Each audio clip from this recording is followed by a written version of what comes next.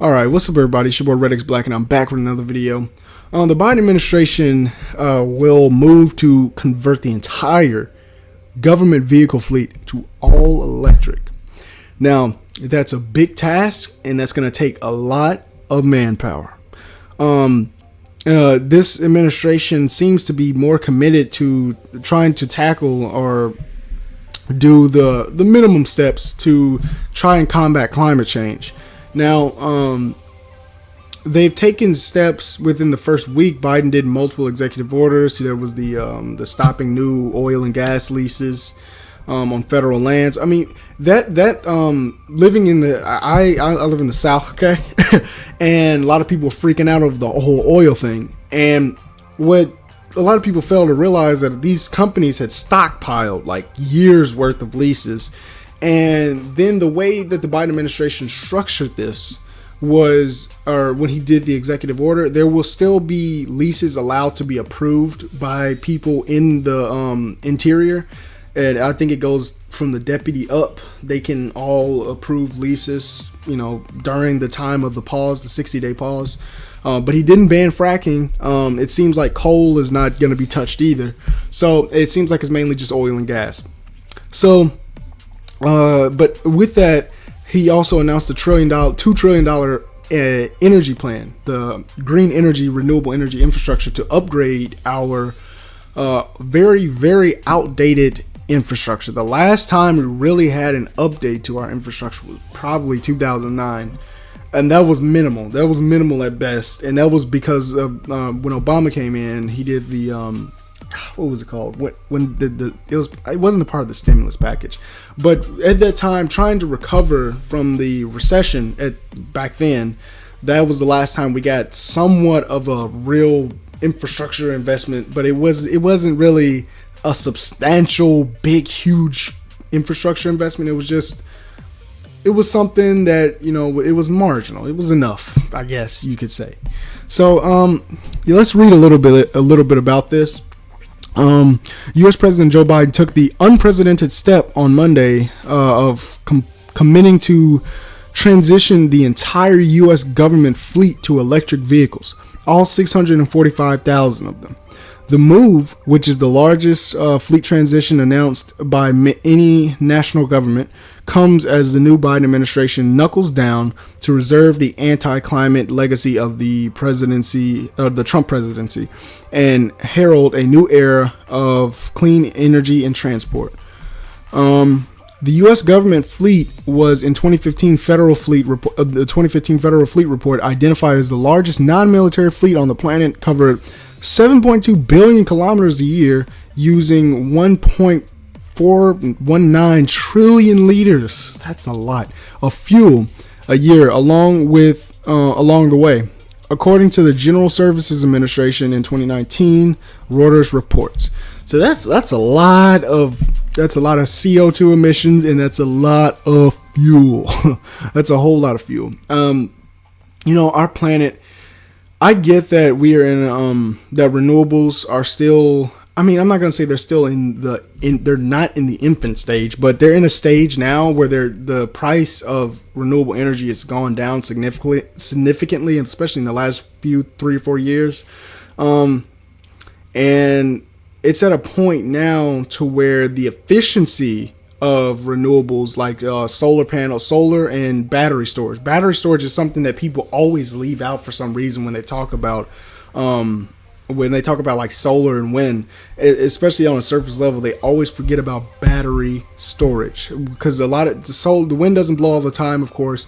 Then the sun doesn't shine all the time, which is something that people on a basic level always say. They're like, well, the sun doesn't shine all the time, so you're just going to run out of light. No, there's a whole storage. There's battery storage that it comes into play.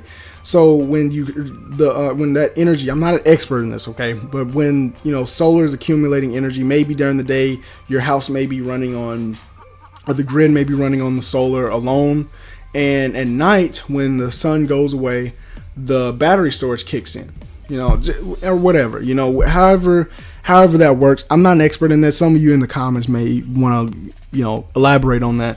But battery storage is a humongous part that just somehow people just leave out. I don't know why. Either they don't know about it or they just don't want to talk about it. But this infrastructure plan, if it passes and if it became law, it would create a lot of jobs, because updating our infrastructure is a massive undertaking that will require a lot of manpower. And I mean, you can't just robot your way out of this. Like, there's probably going to be some jobs that are already automated, but you can't automate your way into, you know, installing all of these things. Like, no, you need people. So yeah, and with this vehicle fleet update, this would probably also help American. Oh, it's saying it right there. The federal government also owns enormous fleet of vehicles, which we're going to replace with clean electric vehicles made right here in America, made by American Works. Hopefully they stay true to that, and it's not some fine print. This part is actually made in Israel. This part is made in Indonesia, and you know, so hopefully that it is made in America, bought America, America here, America first here, right here. That is what we need, and hopefully that can boost what's left of manufacturing just for this time being, and maybe for the foreseeable future. But just, hey, you know, I think it's a cool thing, and it's something ambitious. I like to see you know, our government actually doing something more ambitious rather than the same old. Even though Biden is a same old type politician, he has been in Washington for a while, but I think we're just in a different time than we have been before. We've been in situations where there's a recession and where the economy is not doing as great, but this is completely different. After years and years of political tension, turmoil, continued manufacturing decay, urban decay, just the economy shifting in the way it has.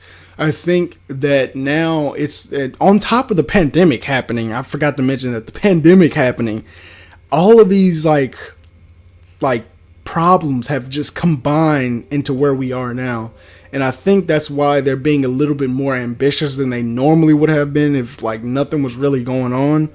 If there was no recession, no pandemic, and Biden won. Because without the pandemic, I don't know if he would have won or not.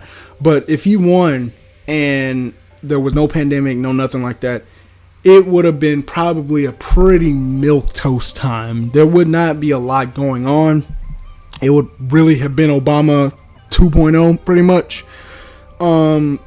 But I think he might be doing a little bit more, or maybe a lot more than Obama did in his presidency, and maybe doing some of the things that people wanted Obama to do at the time, but Obama just, it didn't work out that way. So, yeah, we'll see how this goes. Let's see. EV Pioneer, Tesla. Yeah, they got a lot to choose from. Like, sheesh. And this will also help push, some of the legacy manufacturers like Ford, the auto manufacturers, to build more electric vehicles, because you already have Ford with the Mustang Mach-E and the I think the electric F-150 that hasn't come out yet, but it may be coming out. I don't know. I have to look up on that. Hadn't heard about it in a while, but I know the Mach-E is out and it's nice. Of course, you got Tesla. Tesla's like the kingpin of the electric market. But you also have Rivian. You got Lordstown. You have all these different newer, not startups, but these newer companies that are, you know, that are around, who are also players in the game. So yeah, this is pretty cool. I just want to, let's see how it goes. You know, see if they can get it done. If they don't do the entire fleet, they might end up doing a couple, maybe 100,000, 200,000 out of the 600,000, which is what I would expect, because I expect them to shoot high and then end up, you know, somewhere under that. But hey, we'll see.